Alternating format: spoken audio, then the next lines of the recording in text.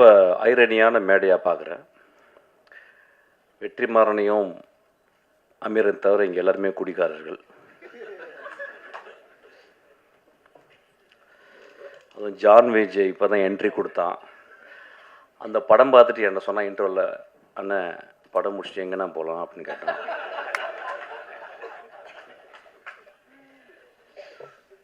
தமிழ் சினிமாவில் அதிகமாக குடித்தவனும் குடித்து கொண்டிருப்பவனும் குடிக்கப் போவனும் நானே. இப்போ நான் நிறையா இதை பற்றி பேசும்போது ஒரு ஐடியா ஒன்று வருது. எப்படின்னா இந்த படம் ஒரு அடிக்ஷனை பற்றி படம் அப்படின்னு சொல்லிட்டு. இப்போ எனக்கு அப்படி ஒரு இன்டர்பிரேஷனாக நான் அப்படி பார்க்கல. ஏன்னா தினகரை நான் இந்த படம் பார்க்கும்போது ஒரு ஒன் ஆஃப் த ஃபைனஸ்ட் ரைட்டராக நான் பார்த்துருக்கேன். So any finest writer will not talk loudly. மேலே ஒன்று இருக்கும், ஆனால் கீழே சப்டெக்ஸ்டில் ஒரு கதை சொல்லுவான். இந்த ஒட்டுமொத்த படமும் ஒரு சப்டெக்ஸாக தான் நான் பார்க்குறேன். குடி மனிதம் தோன்றலேருந்து குடியிருக்கு. இப்போ ஃபென்னி அப்படின்னா அங்கே விளைந்த கோவாவில் போர்த்துகீஸ் அவங்க கொடுத்த அந்த விதையிலிருந்து ஒரு பலரசத்தை எடுத்து அதை போதை ஆக்கி குடிக்கிறோம். தமிழ்நாட்டில் ஆதியில் இருந்துச்சு. அதாவது எனக்கு அதை பற்றி ஃபுல்லாக தெரியும். ஆக்சுவலாக ஒரு சாராயமே எனக்கு காய்ச்சல் அளவுக்கு எனக்கு டெக்னாலஜி தெரியும். எனக்கு ஆக்சுவலாக நான் சினிமாவோட அதை கண்டுபிடிச்சிருக்கேன். எப்படின்னு கண்டுபிடிச்சிருக்கேன். அது மது உழப்பு வந்தால் பிறகு நம்ம கவலைப்படாது, நான் காய்ச்சிருவேன், கவலைப்படாது. ஒவ்வொரு நாட்டுக்கும் போகும்போதும் அந்த நாட்டில் அந்த குடி இருந்து கொண்டே இருக்கிறது. அப்போ குடி அப்படின்னும் ஒரு சமூகம் எப்படி பார்க்குறதுனா ஒரு காரி துப்புனை எச்சல் போல தான் ஒரு குடியை பார்க்குறது. மது ஒரு காலத்தில் ஒரு பெரிய சேக்ரட், ஒரு கம்யூனல் பார்ட்டிசிபேஷன். ட்ரைபல், எல்லா ட்ரைபலும் இப்போ நீங்கள் இப்போ இங்கே இருக்க 6 ட்ரைபல்ஸ் இருக்காங்க. நம்ம இதில் தோடாஸ் இருக்காங்க, குறும்பாஸ் இருக்காங்க. அந்த குறும்பாவிலே 2 இது இருக்குது. கிட்டத்தட்ட ஒரு 5-6 பேர் இருக்காங்க. 5-6 பேருக்கும் அவங்களுக்கு இண்டிஜினஸாக அவங்க கிரியேட் பண்ண மது இருக்குது. ஆனால் அந்த மதுவை எப்போ குடிக்கிறாங்க அப்படின்னா, ஒரு வருடத்துக்கு 4 நாட்கள் 5 நாட்கள் அவங்களுடைய கடவுள் வழிபாடு. அப்போ அந்த வழிபாட்டுக்கு படைக்கிறது மாமிசத்தை படைத்து மதுவையும் படைத்து மதுவை குடித்து மாமிசம் சாப்பிட்டு விட்டு அன்று முழுதும் ஆடி களைத்து விட்டு அதை மறந்து விட்டு திரும்பி காட்டுக்குள்ளே வேட்டையாட போகிறாங்க. நாகரிகம் வளர்ந்த பிறகு அதை நம்ம அதை சொசைட்டலாக நம்ம கன்வெர்ட் பண்ணிக்கிறோம். ரோமானியர்கள் அவ்வளவு குடியிலே இருந்ததாங்க. முகலாய நம்ம ஹிஸ்ட்ரி ஆஃப் முகல் எம்பையர்ஸை பார்க்கும்போது சில பேர் ரொம்ப ரொம்ப ஸ்ட்ரிக்டாக அப்ஸ்டெயினாக அவுரங்கசீப் மாதிரி இருந்தாங்க. சில பேர் இன்டெல்ஜ் பண்ணாங்க. ஸோ உலகம் ஃபுல்லாக பிரிட்டிஷர்ஸு. இங்கே வைன் செல்லாரை பார்த்தீங்கன்னா, பிரிட்டனில் போய் பார்த்தீங்கன்னா, ஒரு வீட்டில் அவனுக்கு கோடி ரூபாய் பேங்க்கில் இருக்கோ இல்லையோ, கோடி ரூபாய்க்கு ஒர்த்தான வைனை அவன் செல்லரில் வைக்கிறான். சில நேரங்களில் அவன் காசு இல்லாத போது அந்த வைனை கொடுத்து எனக்கு காசு கொடுன்னு சொல்லி வாங்கிக்கிறான். ஸோ ஒரு இன்வெஸ்ட்மெண்ட்டாகவே அந்த வைனை ஆக்கிக்கிறான். ஒரு ஸ்காட்லாண்டு முழுதும் விஸ்கி இருக்குது. ஸ்காட்லாண்டு முழுதும் நான் போகும்போதும் தேடி தேடி தேடி டெலவேர் எல்லா இடத்துலையும் போகும்போதும் அங்கே ஒரு விதமாக மது இல்லாத இடமே இல்லை. மனிதனுக்கு மது தேவைப்படுது சில நேரங்களில். ஆனால் நான் ஆரம்பிக்கும்போது இந்த படத்தை பற்றி பேசுறதுக்கு இப்படி தான் ஆரம்பிக்கணும்னு இப்போ நினைக்கிறேன். நானும் மதுவை விரும்பி நேசித்து குடிப்பவன். ஆனால் ஒரு நாள் கூட அந்த மது என்னையை கண்ட்ரோல் பண்ணதில்லை. அந்த மதுவை குடிக்கும் பொழுது என்னைய பொறுத்தல, நான் அசிஸ்டன்ட் டைரக்டர் எப்படின்னா, சாராய கடைக்கு போகும்போது அசிஸ்டன்ட் டைரக்டர் இருக்கும்போது ஒரு குவார்ட்டர் வாங்குற காசு இருக்கும். மோஸ்ட்லி ஓல்டு மங்கு. 2 டாட்டாஸ் கொசுவத்தியோடு உள்ளே போவேன். என்னை பேச ஆரம்பிச்சபோது சினிமா பேச ஆரம்பிச்சிடும். சிவாஜி பேசுவோம், பாலச்சந்தர் பேசுவோம், பாரத ராஜாவை பேசுவோம், இளையராஜாவை பாடுவோம். ஸோ எங்களுக்கு பெரிய கான்ஃப்ளிக்ட் யாருன்னு கேட்டால் அந்த கொசுத்தல் தான். ஸோ எங்கள் பக்கத்தில் 2 கொசுவத்தி எரியும். ஒரே ஒரு குவார்ட்டரை ஓப்பன் பண்ணி அடிக்க ஆரம்பிப்போம், பேச ஆரம்பிப்போம். அப்புறம் நான் பாட ஆரம்பிப்பேன். எங்கேருந்தோ ஒரு குவார்ட்டர் வந்துடும் எனக்கு, நான் பாட ஆரம்பித்த மாதிரி.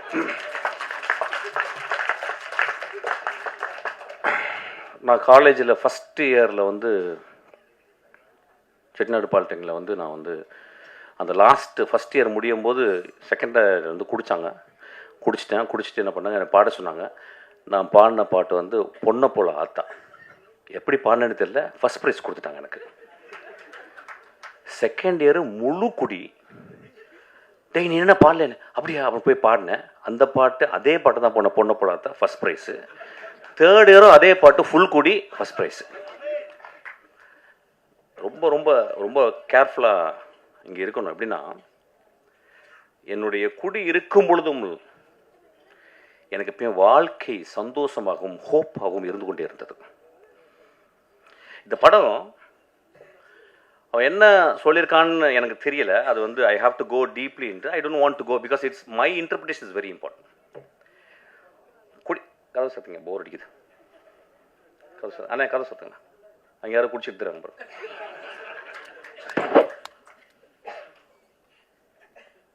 குடி நோயாகுதுன்னு சொல்கிறாங்கல்ல, அந்த நோயாகிறதுக்கு காரணம் என்னன்னு பார்க்கணும். இந்த குடியில் நோயாகும் மனிதர்களை நீங்கள் 99 விழுக்காடு one of the greatest human பீங்ஸாக இருக்காங்க. பார்த்துருக்கீங்களா? ஃப்ரான்சிஸ் கிருபா இதே மடியில் உட்கார்ந்துருக்கும் போது, ஃப்ரான்சிஸ் கிருபா ராம் பேசிக்கிருக்கான், நான் உட்காந்துருக்கேன். ஃப்ரான்சிஸ் கிருபா இங்கே வந்து உட்காந்து அவன் பேசுகிறான். நான் தான் திட்டி வெளியே அனுப்புனேன். நான் வெளியே போன பிறகு, என்னடா மகனே இப்படி பண்ணுறடா அப்படின்னு. எவ்வளோ பெரிய கவிஞன்டா.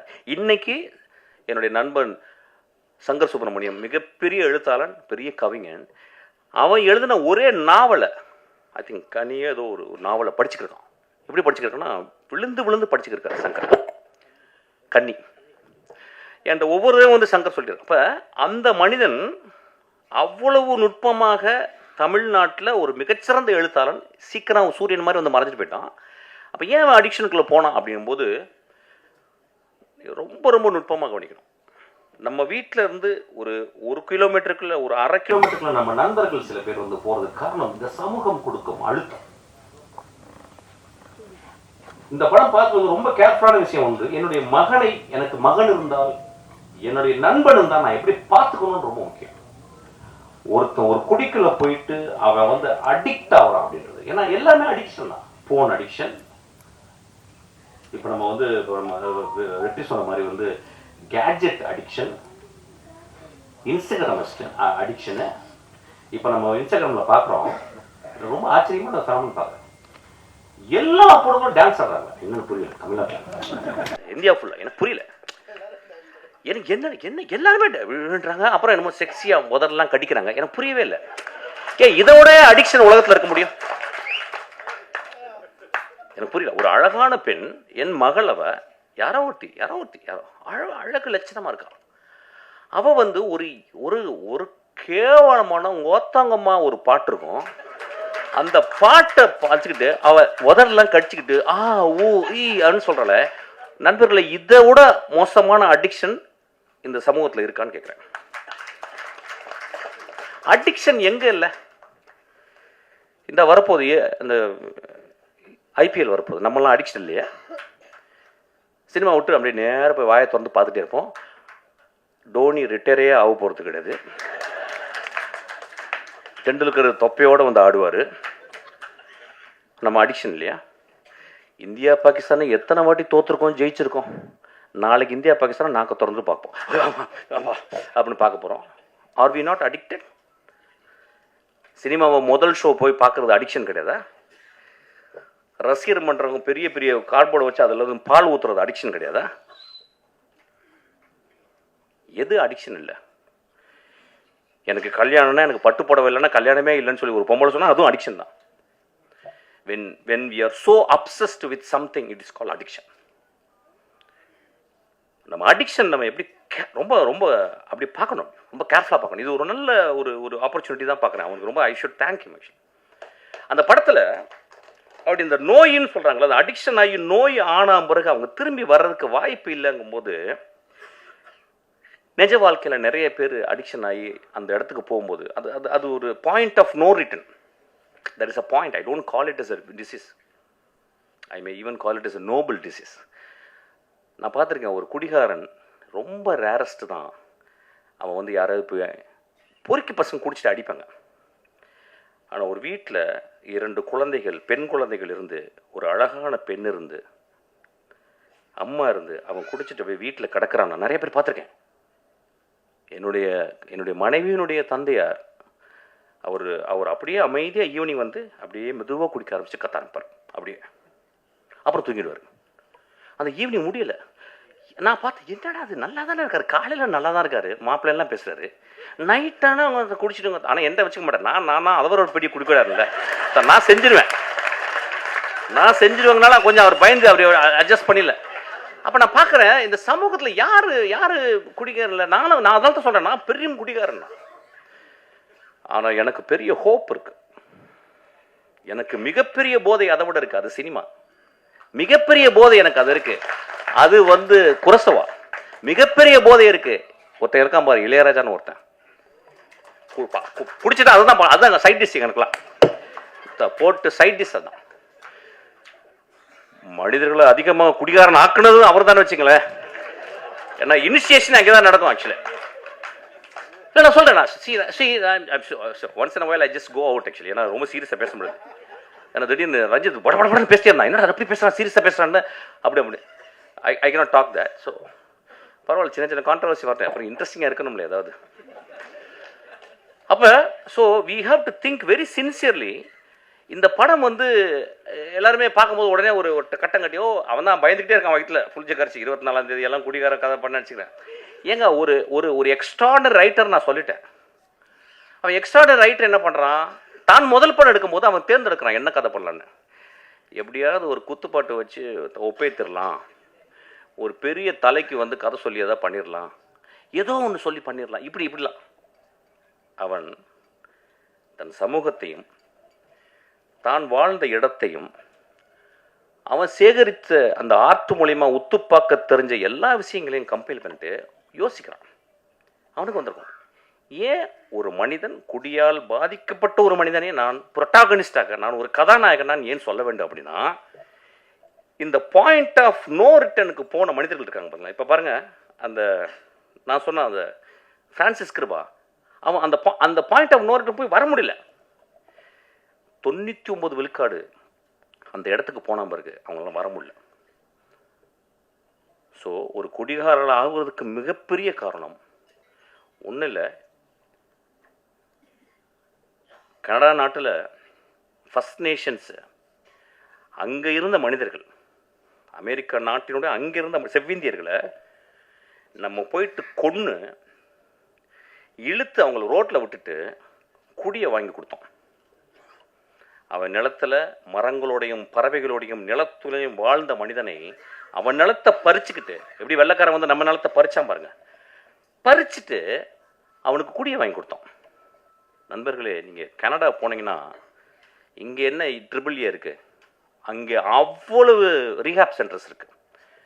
காலையில் 7 மணிக்கு 5 மணிக்கெலாம் அந்த குளிர்லையும் அவங்க குடிச்சிட்டு ரோட்டில் கிடப்பாங்க.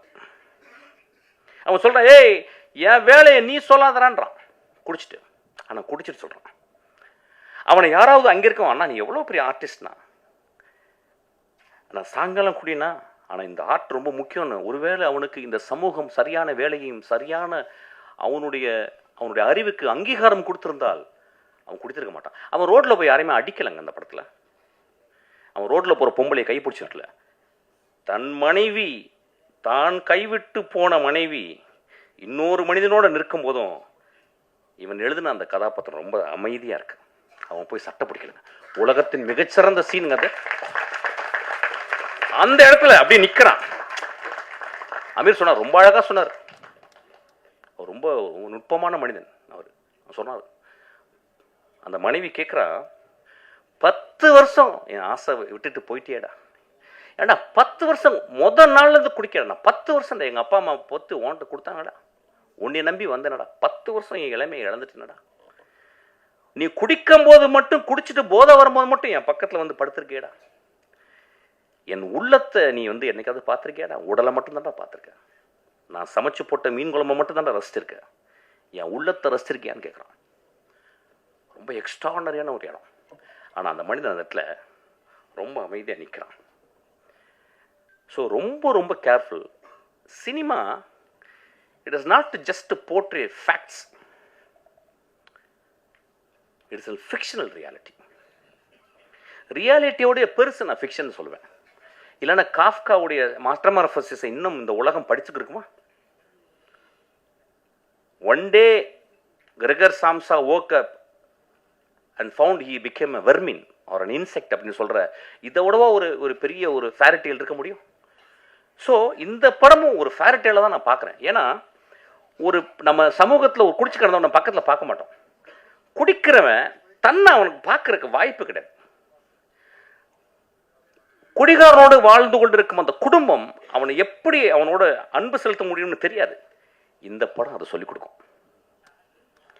ஒரு குடிகாரன் இந்த படத்தை பார்த்தால் நான் ஹோப்போடு நான் எப்படி வருவேன்னு இந்த படம் கற்றுக்கிறோம்.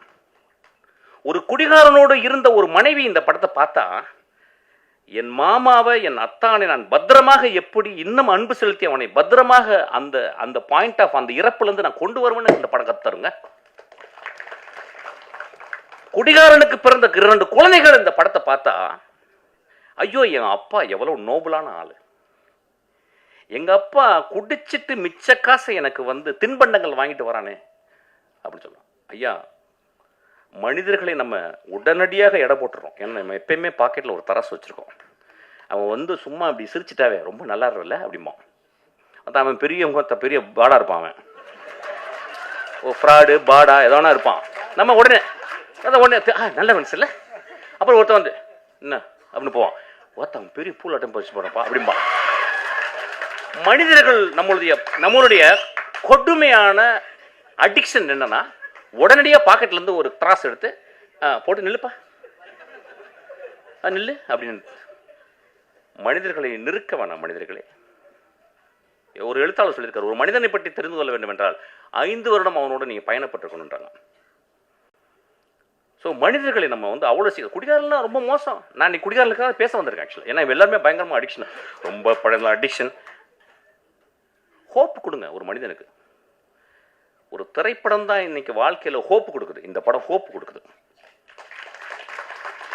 இவ்வளோ பேரும் நிறைய குடிகாரர்கள் இருக்காங்க எனக்கு தெரியும். பிரபஞ்சன் மாதிரி வந்து குடிகாரர்கள், குடிப்பவர்கள். இந்த சமூகம் குடித்து கொண்டே தான் இருக்கும், குடித்து கொண்டே இருக்கும். ஏன் இப்போ வந்து கொக்கையை மூக்கில் பிடிச்சி இழுக்கலையா? எல்எஸ்டி வாயில் போட்டுக்கலையா? இப்போ எக்ஸ்டசி போடலையா? அதெல்லாம் வந்து ரொம்ப சூப்பராக அது வந்து அப்படியே வந்து பிஎம்டபிள்யூவில் வந்து இறங்கி எக்ஸ்டசி போட்டால் அவங்க ஒரு 16 வயசு பொண்ணு போடுது. சனிக்கிழமைகள் நீங்கள் போய் பாருங்கள், கருப்பு கலரில் ட்ரெஸ்ஸை போட்டுக்கிட்டு அப்படி கருப்பு தேவதைகளாக போயிட்டு ஃபுல் எக்ஸ்டசி தான். அது குடிகாரம் இல்லையா? அதை நம்ம வந்து சமூகத்தில் ஒத்துக்கிறோம். அவங்க வந்து ஆடிக்கிட்டு இருக்காங்க ரொம்ப சத்தமாக போட்டு. நிறைய பேர் என்ன பாருங்கள், எத்தனை ஆக்சிடென்ட் ஒரு மாதத்துக்கு, எத்தனை ஆக்சிடென்ட். யார் ஆக்சிடென்ட்டு? சைக்கிளில் போய் இடித்து குடிச்சிட்டு போய் அடித்து சாவடிக்கிறான். எத்தனை பணக்காரர்கள் தன் மகளும் குடித்து கொண்டு இடித்து போகிறல, அதெல்லாம் தெரியல நம்மளுக்கு. குடிகாரர்களை ரொம்ப ரொம்ப கேர்ஃபுல்லாக பார்த்துக்கணும். ஹோப், இந்த படம் எனக்கு ஹோப்பாக தான் பார்க்குறேன். சிரிக்காதீங்க, அது உடனே ஜோக் ஆக்கிக்கிறீங்க. இந்த படம் ஒரு அப்படி தான் நான் பார்க்குறேன் இந்த படம். அப்போ திரும்பி அதாவது இப்போ மிஷ்கின் வந்து பேசினது அது கொட்டுக்கலைக்கு அப்படி தான் பேசினேன். கொட்டுக்கலைக்கு பேசிட்டான், இதுக்கும் பேசிட்டான். வேற என்ன தலைவர்கள்லாம் நடிக்கிற படத்தையே போய் பேச முடியும்? நான் சமூகத்தில் நான் ஹோப்போடு வாழ்ந்து கொண்டிருப்பவன். இந்த படத்தை பார்த்துட்டு போனா நம்ம குடிக்கிறத நிப்பாட்டுவோம்.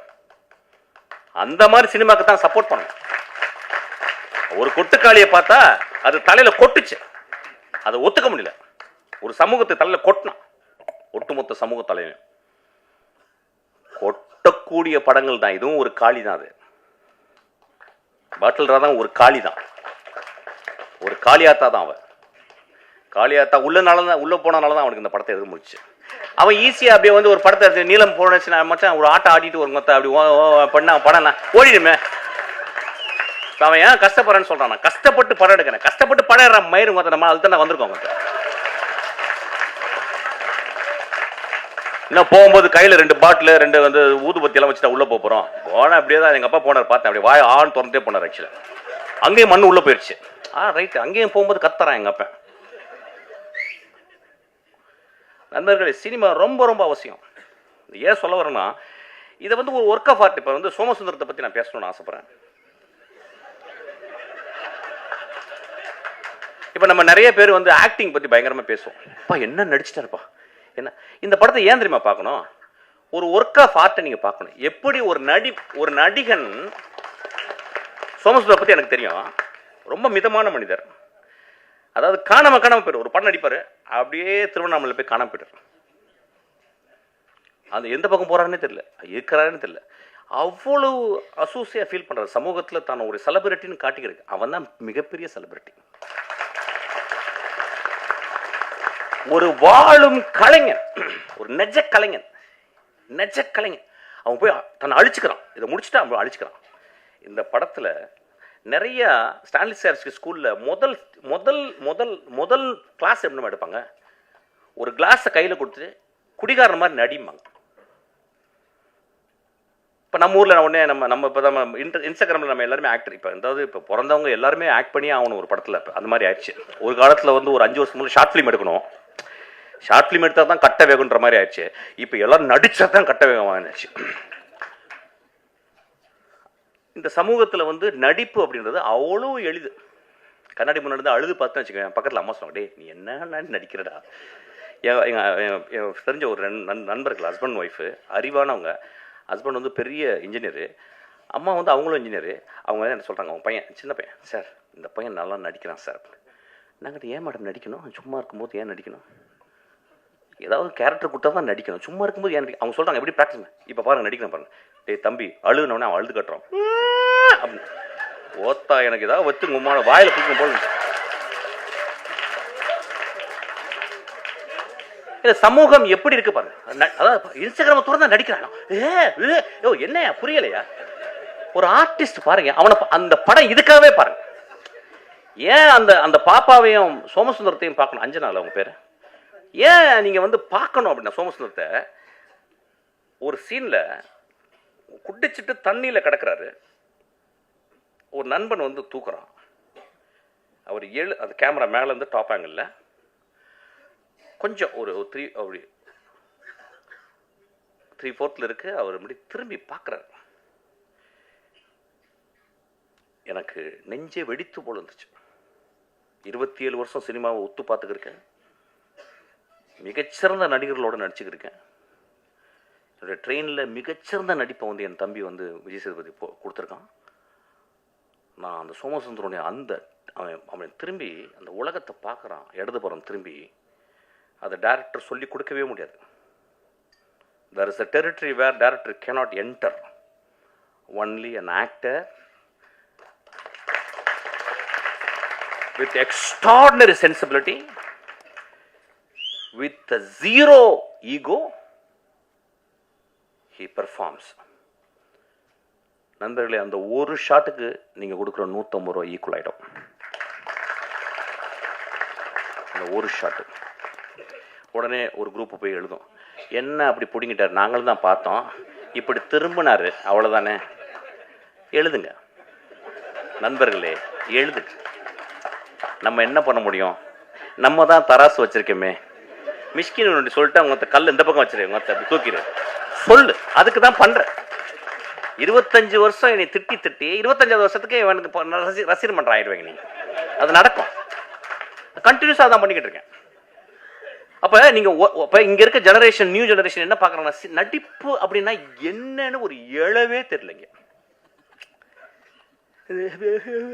இது நடிப்பே கிடையாது, இது ஆப்பு, இது அவலட்சணம், அழுக்குது. ஆக்சுவலா ஒரு மனிதன் எங்க நடிக்கிறான் அப்படின்னா, கடுமையான பொய்யை சொல்லும் போது நடிக்கிறான்.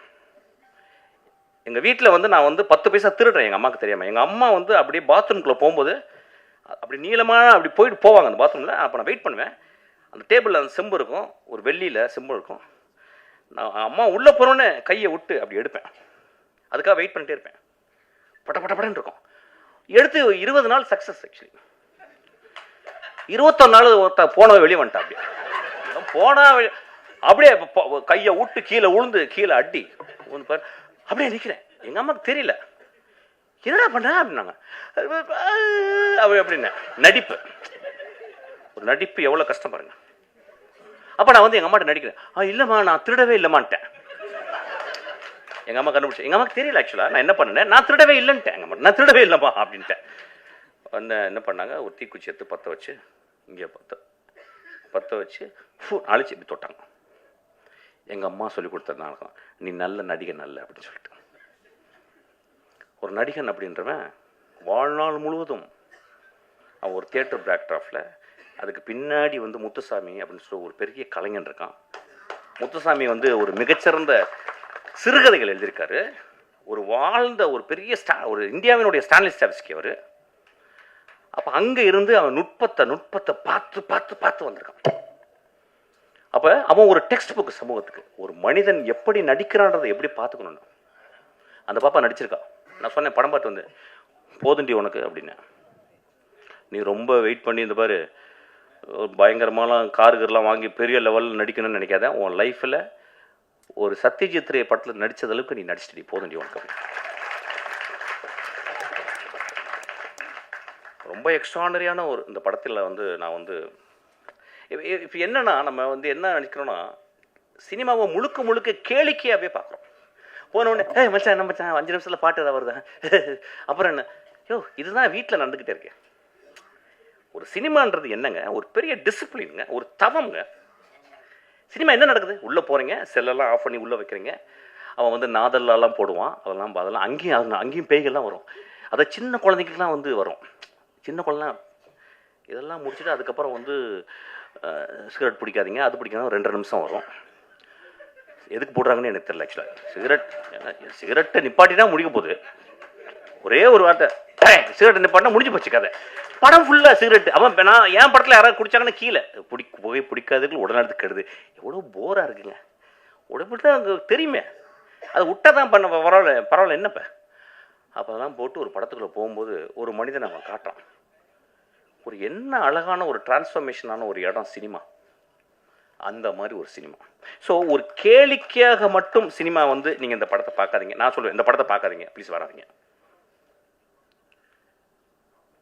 சமூகத்தின் மேலே உங்களுக்கு, உங்கள் மேலே உங்களுக்கு, உங்கள் குழந்தைகள் மேலே உங்களுக்கு, உங்கள் தாய் தந்தையர் மேலே, உங்கள் நண்பர்கள் மேலே, உங்கள் பக்கத்து வீட்டில் இருக்க ஒரு நாய் மேலே உங்களுக்கு அன்பு இருந்தால் கூட நீங்கள் நல்ல திரைப்படங்களை தேடி போய் பாருங்கள்.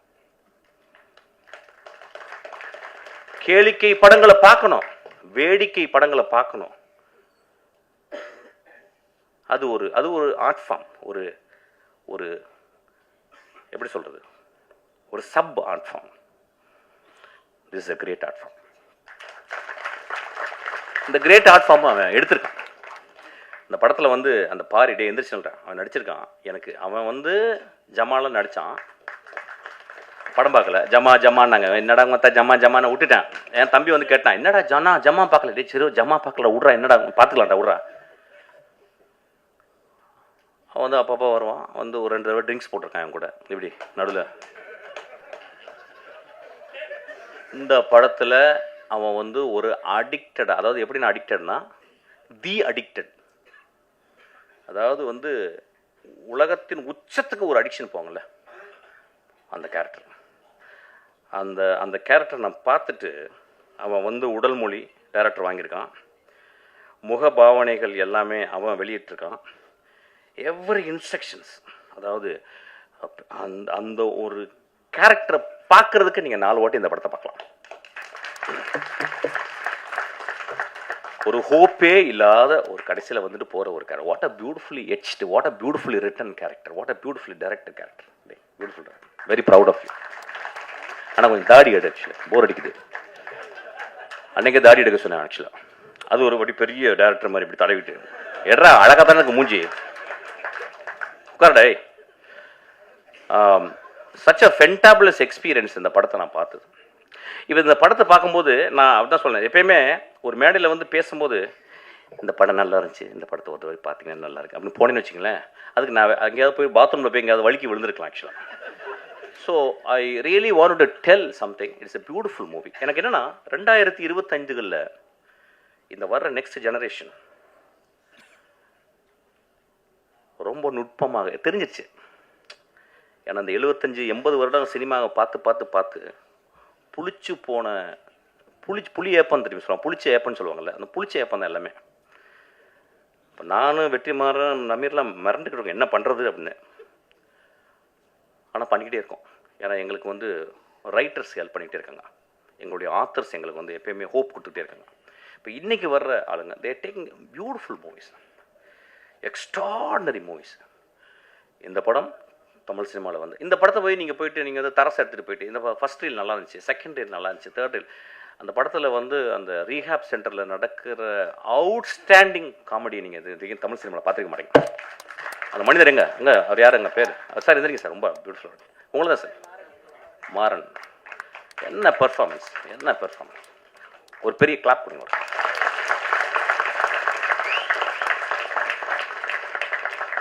ஸோ இந்த படத்தை நீங்கள் வந்து எப்படின்னா உங்கள் சுயத்தை அவுத்து வச்சுட்டு உங்களுடைய அப்சஷன் எல்லாம் அவுத்து வச்சுட்டு அப்படியே ரொம்ப அமைதியாக பார்த்தீங்கன்னா it's a very beautiful tale. It's a moral tale. இது வந்து ஒரு எக்ஸ்ட்ராடனரி உங்களை சிந்தனையை தூண்டுது. ஒரு குடும்பம் அதாவது எப்படின்னா நம்ம எல்லாருமே லைஃப்பை வைக்காரியஸாக தான் பார்க்குறோம். நம்மள்கிட்ட இல்லை பக்கத்து வீட்டுக்காரன் குடிக்காரன், நம்மள்கிட்ட இல்லை பக்கத்து வீட்டுக்காரன் ரேப்பிஸ்ட்டு, நம்ம இல்லை பக்கத்து வீட்டில் பொண்டாட்டி அடிக்கிறான், இல்லையா பக்கத்து இருக்கிற பொண்டாட்டி அடிக்கிறான், நானும் அடிக்கிறேன் அவன் கூட. ஏதோ ஒரு வகையில் அவன் குடிக்கிறான்னா அதுக்கு நானும் ஒரு காரணியா. இந்த சமூகம் வந்து எப்படின்னா ஒரு சிலந்தி வலை தான், ஒரு இடத்த தொட்டால் இந்த பக்கம் அதிரும். சமூகம் நம்ம எல்லாம் எவ்ரிதிங் இஸ் இன்டர் கனெக்டட். இந்த படம் ஒரு எக்ஸ்ட்ராடனரி படம். இந்த படம் பாருங்கள். I am very proud to see this film. ஒரு ரொம்ப நான் பார்த்தேன், ரொம்ப சந்தோஷப்பட்டேன். விமர்சனம்லாம் நீங்கள் பண்ணுவீங்க, நீங்கள் வழக்கம் போல் பண்ணுவீங்க. ஒரு குவார்ட்டர் அடிச்சுட்டு போய் பாருங்கள் படத்தை. ஆக்சுவலாக அப்படி விமர்சனம் பண்ணணும்னு நினச்சிங்கன்னா, இல்லை சும்மா போய் பார்த்து ஒரு குவார்ட்டர் வெளியே வந்து அடிங்க. ஆக்சுவலாக இது ஒரு விளையாட்டுக்கு தான் சொன்னேன். ரொம்ப ஒரு ஜென்யூனான படம். ரொம்ப ஒரு ஆழ்மனத்துலேருந்து ஒரு இளைஞன் ஒரு குழந்தை எடுத்திருக்கான். அவன் இன்னும் தமிழ் சினிமாவில் அவன் உயிரோடு இருக்க வரைக்கும் அவன் நல்ல படங்கள் பண்ணுவான்.